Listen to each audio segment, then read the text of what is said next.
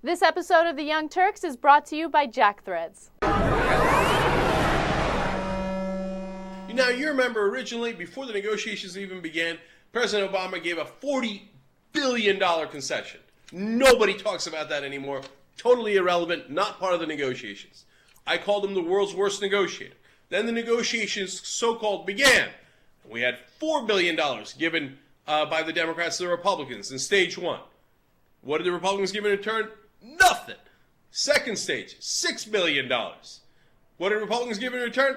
Nothing. So that's another $10 billion in cuts, okay? So now, now that we got those $10 billion in cuts, now we're in really serious negotiations. News out from yesterday, the Democrats are going to give another $20 billion in cuts, in concessions. Now, you want to guess what the Republicans are giving in return? You guessed it. Nothing. Nada. Squadola. Okay? And finally, people are coming around to my position on this. Paul Krugman yesterday wrote a blog saying, my God, the president is, quote, a lousy negotiator. He's like, I can't believe how bad he is at negotiation. Because the reality is, it's not a negotiation. The president in this budget battle doesn't care. He doesn't care if the Republicans get the whole $61 billion in cuts they want, and they might just get it. Because all the president cares about is appearing centrist. And so he wants to please Washington and say, oh my, look at this. I can cut spending better than the Republicans can. Look at that. I gave him another concession and another concession. Now we're up to, by the way, if that $20 billion goes through, we're up to $70 billion in cuts, concessions by the Obama White House, and the Republicans have not moved an inch.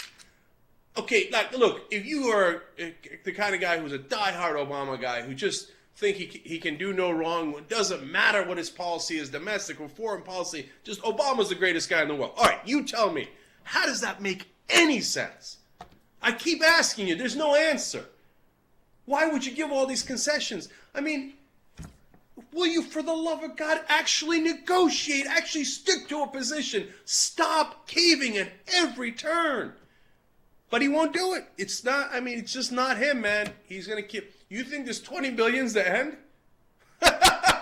If you think that, you don't know a thing about politics. You think once they give the $20 billion, the Republicans are like, oh, well, that's a really fair deal. I got to take that deal. No. And if I was, I wouldn't take it either.